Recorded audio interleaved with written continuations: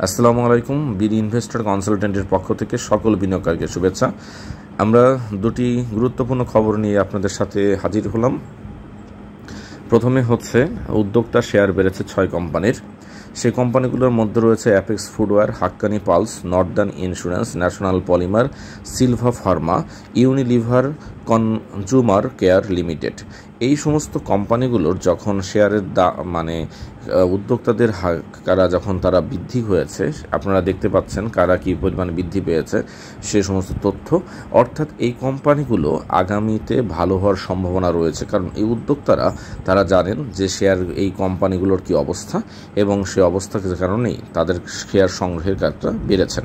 এবার আমরা দ্বিতীয় তথ্যটি নিয়ে হাজির হচ্ছি। দ্বিতীয় তথ্যটি খুবই গুরুত্বপূর্ণ। নিষ্পান বাজারেও শেয়ার ছাড়লেন 7 কোম্পানির উদ্যোক্তারা, অর্থাৎ দাম কম থাকার পরেও তারা শেয়ার ছেড়েছেন।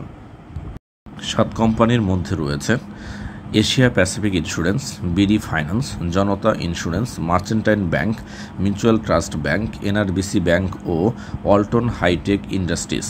অর্থাৎ এই সমস্ত কোম্পানির কীভাবে পরিমাণ শেয়ার কমেছে বা উদ্যোক্তারা তারা শেয়ার ছেড়ে দিয়েছেন সে বিষয়ে আলোকে আপনারা যদি মাথায় রাখেন যে এই কোম্পানিগুলোর ভবিষ্যতে ভালো হওয়ার সম্ভাবনা অনেকটা কম থাকতে পারে বা খারাপ হতে পারে, বিধায় উদ্যোক্তারা শেয়ার ছেড়ে দিচ্ছেন বা নানা কারণে ছেড়ে দিতে পারেন।